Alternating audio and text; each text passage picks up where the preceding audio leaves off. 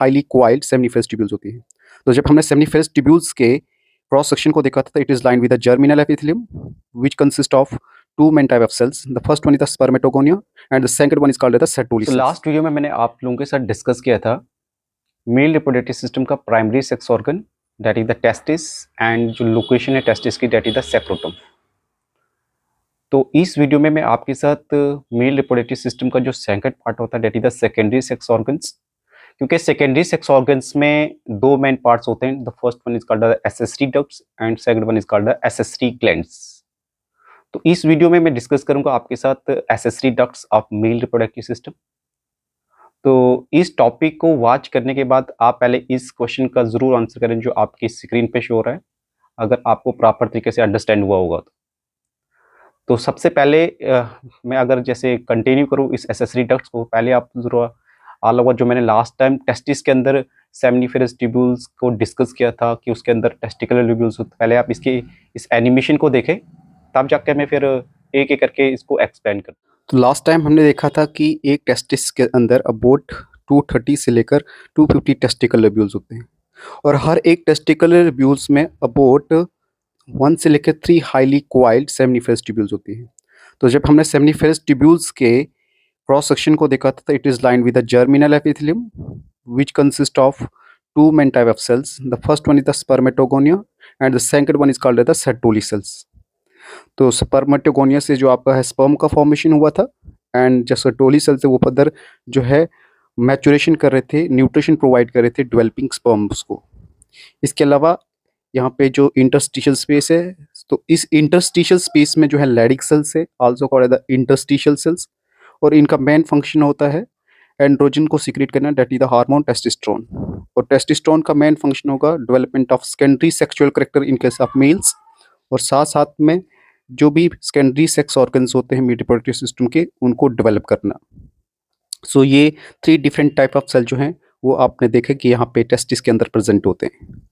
अब जैसे आप इस में देखेंगे कि जो इस रेड कलर के आपको सेमिनिफरस ट्यूब्यूल्स दिख रही हैं, तो ये सेमिनिफरस ट्यूब्यूल्स हर एक नेटवर्क बना के आगे एक स्ट्रक्चर डेवलप करेंगी, जिसके लिए हम टर्म यूज़ करेंगे रैटी टेस्टिस। हर एक टेस्टिकुलर ट्यूब्यूल से जो भी आपके सेमिनिफरस ट्यूब्यूल्स हैं वो एक कन्वर्ज होकर एक नेटवर्क बनाएंगे, जिसको टर्म यूज़ करते हैं रैटी टेस्टिस। और रैटी टेस्टिस से जो आप ये येलो कलर के यहाँ पे डक्ट दिख रहे हैं, they are called the vasa efferentia which are about 10 to 12 in number, और सारी की सारी जो है ओपन हो जाती हैं इनटू द एपिडाइडमिस, जो हेड ऑफ एपिडाइडमिस है। तो हेड ऑफ एपिडाइडमिस में जो है वाज एफरेंशिया ओपन हो जाती है। अब इसके बाद जो नेक्स्ट पार्ट है दैट इज द एपिडाइडमिस। तो एपिडाइडमिस को हम 3 पार्ट्स में डिवाइड कर सकते हैं। It is about 6 metre in length which store sperm temporarily. और यहाँ पे आपका जो एंटीरियर है that is the caput region, middle corpus and जो लास्ट वाला दैट इज द कॉर्डा। ठीक है।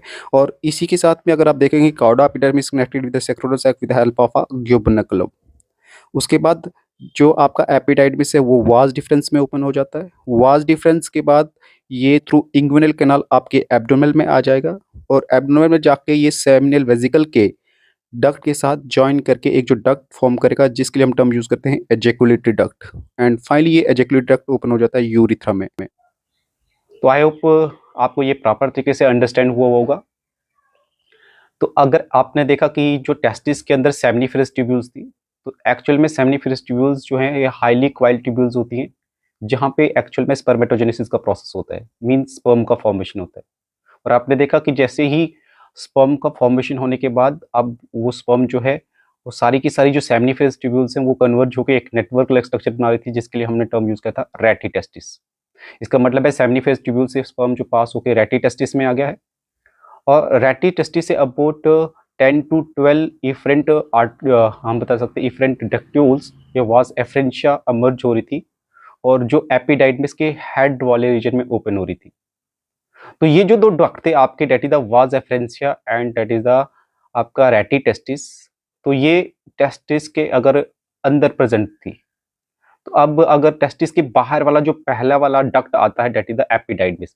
अब जब भी एक टेस्टिस के स्ट्रक्चर को डील करते हैं तो आप उसके अपर सरफेस पे जब एक swelling like structure, highly coiled structure देखते हैं, that is called the epididymis. तो एपिडाइडमिस में सारी की सारी वाज एफरेंशिया ओपन हो जाती हैं जो जिन्होंने स्पर्म को कैरी किया है कहाँ से, रेटी टेस्टिस से। और एपिडाइडमिस जो है ये हाईली क्वाइल्ड होता है which is about 6 metre in length. और यहाँ पे एक्चुअल में अगर एपिडाइडमिस की बात करें तो हमने इसको फर्दर 3 पार्ट में डिवाइड किया था। The first one is called the head, the second one called the middle part and the last one is called the tell.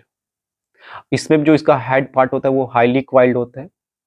और एक्चुअल में एपिडाइडमिस का जो मेन फंक्शन होता है, इसका मेन फंक्शन होता है कि जो स्पर्म आपके टेस्टिस से बन के आए हुए हैं उनका फर्दर स्टोरेज करना, उनका मैचुरेशन एंड उनकी जो फिजियोलॉजिकल डिफरेंशिएशन है दैट इज़ द, हम बता सकते हैं फिजियोलॉजिकल मैचुरेशन। और साथ में वहाँ से पैरास्टेलिटिक मूवमेंट के कारण जो है एपिडाइडमिस जो है स्पर्म को कंडक्ट करवाता है कहाँ की तरफ, वाज डिफरेंस। अगर हम वाज डिफरेंस की बात करें तो वाज डिफरेंस एक लॉन्ग नैरो ट्यूब्यूल है, डक्ट है, जो एक्चुअली में अगर देखा जाए तो एपिडाइडमिस के जो लास्ट वाला पार्ट था दैट इज द टेल से इमर्ज हुआ और वहाँ से अब ये स्पर्म को कंडक्ट करेगा बाय मीन्स ऑफ पैरास्टेलिटिक मूवमेंट के कारण। और वहाँ पे फाइनली इमर्ज होके अपवर्ड मूवमेंट डायरेक्शन से शो होके ये इक्विटल कनाल के थ्रू ओपन बाहर आ जाता है। और वहाँ पे अगर यूरिनरी ब्लैडर के ऊपर से होके जो सेमिनल वेजिकल ग्लैंड है उसके डक्ट से जॉइन होके आपका कौन सा वाला डक्ट बना लेता है, that is called the ejaculatory duct.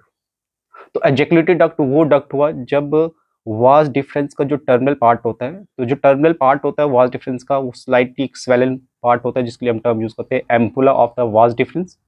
ये कि हम बता सकते हैं कि जो एम्पुला ऑफ वाज डिफरेंस है वो सेमिनल वेजिकल के डक्ट के साथ ओपन होके आपका जो डक्ट बनाता है that is called as the ejaculatory duct.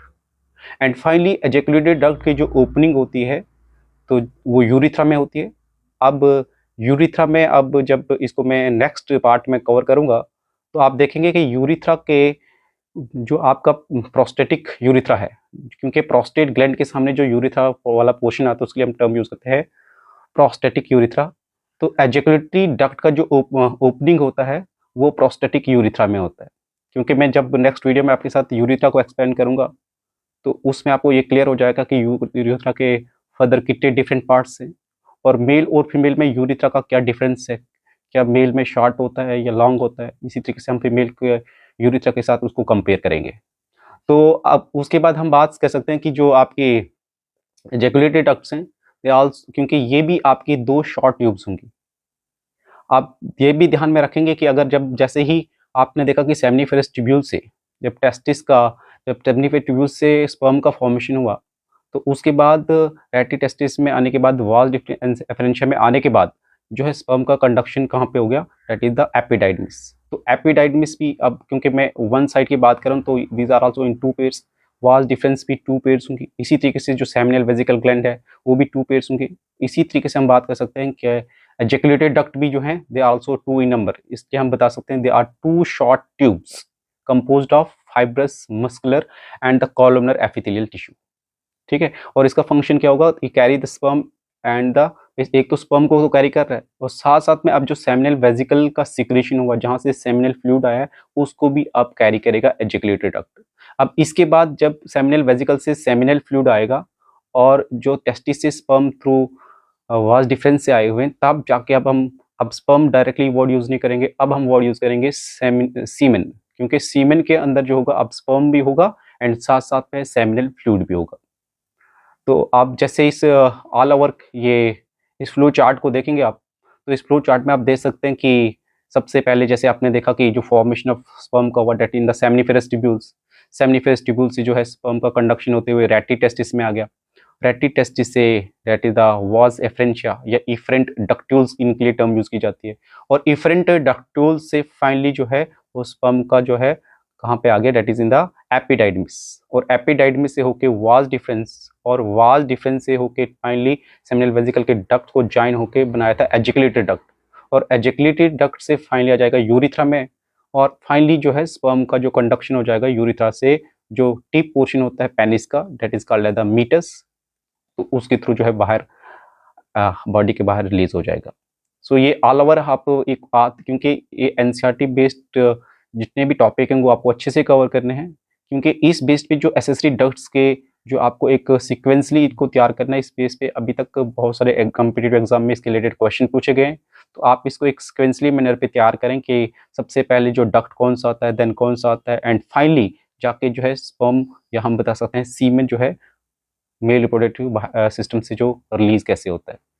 तो अब नेक्स्ट वीडियो में मैं आपके साथ डिस्कस करूंगा यूरिथ्रा।